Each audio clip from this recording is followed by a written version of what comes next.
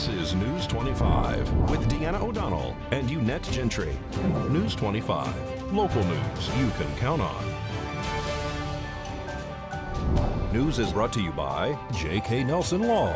Call 727-9900 today for your free consultation. If you need a lawyer, you need Nelson. Today's news is also brought to you by Gunny's Air Conditioning and Heating. New service and repair. Call Gunny's 775-727-6800. Welcome to News 25 on this Tuesday, October 12th. I'm Deanna O'Donnell. And I'm Unette Gentry. So glad you're joining us here on KPVM and Ace Country Radio. Well, when we had a chance to talk to District Attorney Chris Arabia, he gave us an update on the arson investigation at the property known as Binion Ranch there on Wilson Road. For more on this, here's Matthew Davis.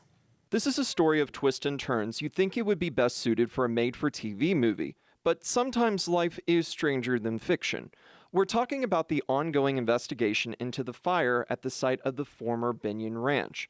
This is what the district attorney had to say about this ongoing criminal investigation. There was an arrest in that case, and we have been working a little bit with someone from the fire marshal, the state fire marshal, and there's more, at this point, there's more evidence to suggest that that person didn't do it than that that person did it. Now, that could potentially change, but at this point, we're not going to file a felony criminal complaint on someone if it looks like they didn't do the offense, and that's what it looks like at this point. I mean, we're looking at trying to figure out, because somebody did it, you know, arson fires generally don't spontaneously combust. Maybe out in the woods, but that's not arson. So yeah, so we're still looking at other possibilities. Here's a brief refresher into this case. Back in 2019, Shelley Calderon, formerly known as Shelley Highland, the former owner of Shelter Insurance, was facing charges from a Las Vegas court of defrauding upward of $13 million from the estate of Betty and Ralph McKnight. In November of 2016, the property known as Binion Ranch was purchased by Ralph and Betty McKnight for $1 million, which was well below the appraised value of $2.4 million. Calderon was charged with 7 counts each of theft and exploitation of an older or vulnerable person for allegedly forging a will that would override the original heir, John Cantu, the McKnight's adopted son. Calderon was also facing charges of forgery and 1 count of offering a false instrument for filing or record. Calderon was an insurance agent in Pahrump that represented Betty and Ralph McKnight from 2016 through 2017. When Ralph McKnight passed away in April of 2017, prosecutors alleged that Calderon liquidated a pair of insurance policies worth more than $250,000 owned by McKnight and deposited the funds into her own personal bank account. Calderon is alleged to have transferred assets between $12.7 million to $13.4 million from a fund known as the McKnight 1998 Trust into the Oakmont West 2016 Trust, which Calderon controlled. Prosecutors alleged that Calderon took $112,000 from the assets of the McKnights that was to be used in the purchase of Binion Ranch. In June of 2019, there was unpermitted demolition taking place at Binion Ranch. Shelley Calderon has an upcoming court case in Clark County later this month. It should be noted that Betty McKnight passed away last month. And a truck driver from Mexico is identified as the victim of a fatal crash on I-15 in North Las Vegas. Nevada Highway Patrol says 26-year-old Juan Carlos Gutierrez Cardenas died as a result of the crash, which happened last Tuesday, October 5th, just before 6:30 a.m. NHP's preliminary investigation shows that Gutierrez Cardenas was driving a tractor-trailer northbound on I-15 near Valley of Fire when, for reasons unknown, the truck left the travel lane, struck a paddle marker, and drove off the right-hand side of the road into the desert, where it struck an embankment and overturned. Gutierrez Cardenas died at the scene. This is the Nevada Highway Patrol Southern Command's 63rd fatal crash this year, resulting in 72 fatalities. Well, the Nye County Sheriff's Office wants to build a stronger relationship between law enforcement and the community. It's teaming up with local churches to do just that. Boulden is the Sheriff's Office chaplain who also heads up the Faith in Blue initiative. News 25 spoke with him at this past weekend's second annual Faith in Blue community event at Petrick Park.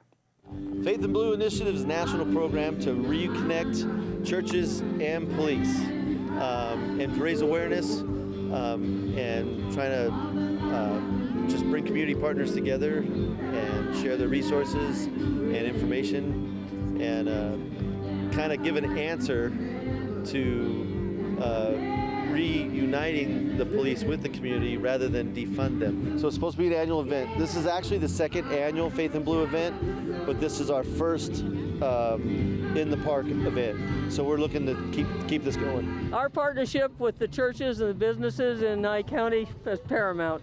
And I think this just culminates it for the year. The whole thing is to celebrate the Sheriff's Office and the churches throughout Nye County, their partnership and their coalition to try to basically do the same thing. We're trying to protect and serve here while we're all here, and the church is here to protect while people are alive and also save their souls. Thank you so much. Well, for more information about Faith in Blue initiative, you can contact Don Boulden at the Nye County Sheriff's Office. His number, 775-764-0982. We'll have more news right after this. Today's news is brought to you in part by Dr. George Leeks, a Rumps optometrist since 1990, offering full spectrum eye care for children and adults. Call today, 727-8300. News 25, local news you can count on. Welcome back to News 25. Well, for many people, fall means hay rides, pumpkin patches, and Halloween festivities. But are they safe to attend this year? Cleveland Clinic's Dr. Joseph Cabaza says these days it's important to assess your risk level before going anywhere. Especially with the surge of the Delta variant these past several months, I think anything we do right now, we have to be cautious and careful because there's now more risk involved in any activity we do around other people than there was just 2 months ago. Dr. Joseph Cabaza is a pulmonologist for Cleveland Clinic. He says the Delta variant is highly transmissible, which is why he recommends assessing your risk level before going anywhere. If you don't feel comfortable being in big crowds with strangers, then it's probably best to just stay home this year. However, most fall activities tend to be outdoors, and people can space out, so that can help limit the spread of the virus. You could also wear a mask and bring hand sanitizer with you. Another tip, check the infection and vaccination rates for that specific area. And maybe doing more of a smaller type of gathering for the kids with either friends or family members in the community or neighborhood that vaccine status and how they view and take the pandemic from a precaution standpoint. Those become very safe when you're doing that, and where the anxiety and risk associated with doing any of those activities are going to be very, very low. Dr. Cabaza says if you have not gotten vaccinated yet, now is the time, especially since children under the age of 12 can't get the vaccine. You're not only putting them at risk for the virus, but they could also spread it to others. Well, here's now a check with what's happening in our local sports world with Doug Ferber.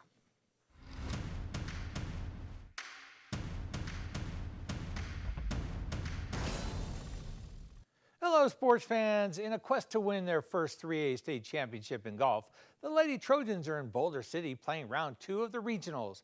Coming into today, the girls from PVHS were 20 strokes up on their regional foes, with the winner heading to Mesquite for the state championships next Monday and Tuesday. Coach Bob Hopkins feels optimistic about today. Hey, well, it'll be a tough day out there. It's real windy, but it's windy for everybody, and we hope to play well and get to the state tournament next week. Nevada's 7th-ranked PVHS girls soccer team hosts league rival Durango today. The girls are currently 6-0 in league and 7-1 overall. The Lady Trojans are averaging over 4 goals a game while allowing a little more than 1 on the season. I'll have a wrap-up of today's game on my Thursday broadcast. Last Friday, the Trojan football team overwhelmed visiting Pinecrest Academy Cadence 55-0. Austin Sandoval and Zach Quaylar combined for 21 tackles in the win. Quaylar also added 2 rushing touchdowns for the Trojans, who are now 2-1 in league, heading into Friday's final league game at El Dorado of Las Vegas. A win will put the Trojans closer to a state playoff berth. The PVHS boys soccer team lost in its home game against Somerset Academy yesterday 1-0. The loss drops the boys to 4-4. The team travels to Boulder City tomorrow for an important league matchup. I'll share highlights on Thursday. And what could have been Pahrum's first championship of this early fall sports season wound up in a 54-52 loss to White Pine for the Rosemary Clark Middle School football team. The Sharks had an opportunity to tie scoring a touchdown in the final moments, but failing a 2-point conversion with 8 seconds to play. The Sharks finished the season 3-1. The middle school cross-country team placed 3rd out of 11 teams last Saturday at Veterans Memorial Park in Boulder City. Aiden Velaz, Ben Sipperman, and Richard Tackley medaled for the boys. Juliana Andrisco and Aurora Bowers medaled for the girls. The cross-country team travels to Canyon Springs for their final meet of the year this Saturday.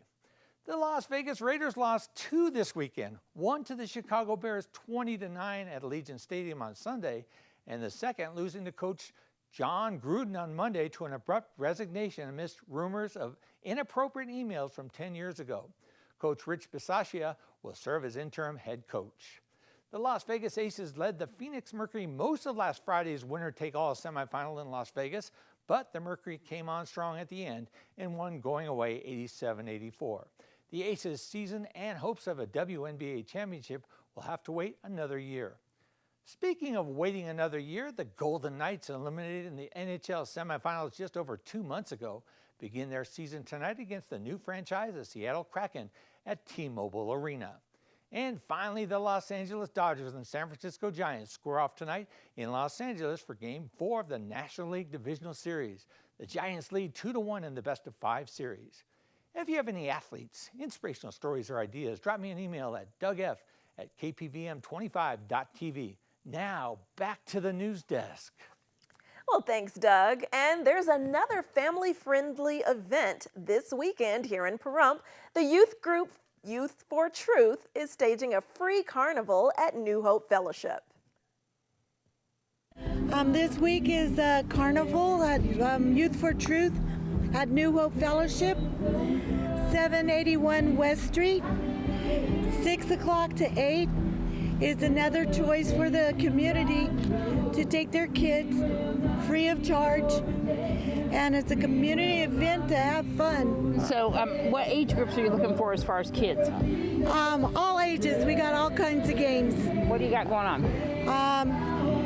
Well, one game we got is called The Price is Right, and we got a little bowling game, a dart game, a lot of pin bags, and a lot of it is COVID safe. Again, that carnival is this Thursday, October 14th from 6 until 8 p.m. and that's at 781 West Street at New Hope Fellowship.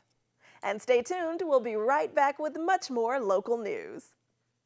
You're watching News 25, brought to you by Mountain West Lawyer, Injury Attorneys, 727-9500. News 25, local news you can count on. Well, TV shows and social media provide lots of DIY inspiration, making it seem like anyone can be an interior designer. Yet there is so much more a pro can do than coordinating colors and hanging art. In today's Ask Angie segment, Bailey Carson talks with us about when and why to bring an interior designer in to help with your home. When you're ready to redo a room or spruce up your whole home, new decor and a fresh coat of paint can make a big difference. But there is much more you could do to enhance the space. Bailey Carson, a home care expert at Angie, is here to offer tips on how to decide if an interior designer is the right move for your home. If a room or even your whole home are feeling a little stale, there are lots of ways to give it a fresh look. Depending on your budget, you could start small with just a fun accent wall, a new backsplash, or even some fresh decor. But if you're looking to do more of a refresh or get more out of the space that you already have, an interior designer could help really upgrade your game and bring a whole new look to your home. Interior designers can take the guesswork out of a project by showing you the finished room before the work even begins. Designers will put together mood boards and often even create 3D models of the finished space so you know exactly what to expect. Since they're trained in their field, interior designers are really great at offering creative solutions to utilize space in a way that really works for you. Let's say that you need to make your living room a multi-purpose space. It needs to double as an office during the week and a playroom on the weekends.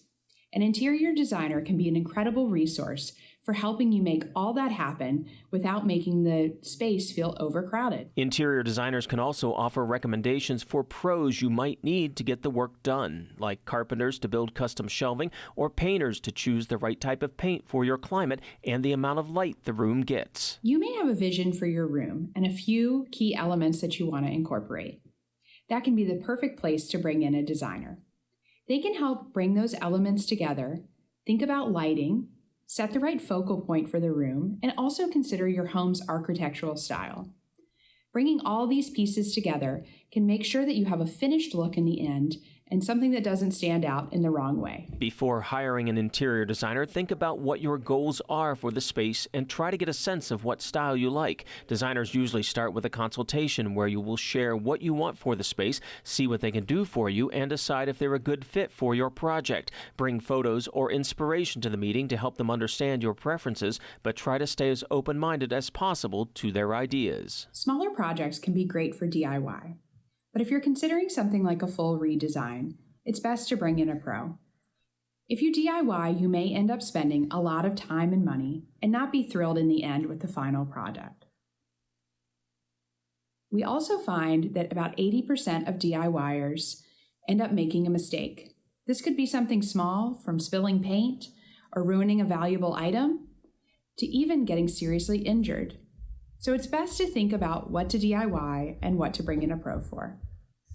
Starting at about $2,000, an interior designer is a great way to bring some certainty to your project without breaking the bank. Do you have questions about your home projects? Tweet them using hashtag AskingAngie. That's hashtag AskingAngie, and you may get some tips in an upcoming segment. All right, some great ideas there. Beautiful. Well, in other area news, the latest supply chain disruption to food and labor due to COVID has unexpected outcomes on school lunchrooms. Some schools are having trouble getting consistent deliveries of food, for example. And in some places, especially in smaller places and rural schools, they're losing out on their procurement contracts to larger buyers. So this is all really challenging, and we're just, committed to continuing to engage with schools to help them work through these challenges and provide whatever tools and resources we can. Cindy Long is the administrator of Food and Nutrition Service at the USDA. The $1.5 billion will provide schools with resources to support the availability of food that includes two different options. The first one is that the USDA buys food directly and works with states to distribute them to schools. The second option is to provide money to schools to purchase their own food. The USDA also understands that due to the current situation, certain requirements cannot be met, including serving food that meets all nutritional standards. One way to help bridge the gap is allowing schools to reach out to local farmers and suppliers they would not normally use. Might not be the solution to the whole problem, but it may be that if you can't, if your regular distributor is struggling to get you fresh produce, there may be a producer in the community that can fill the gap, and we're strongly encouraging that and really trying to lift up the places and the stories where those kinds of things are happening, and everyone's banding together to make sure kids have consistent access to good breakfast and lunches every day. The $1.5 billion is expected to make its way to schools sometime this winter.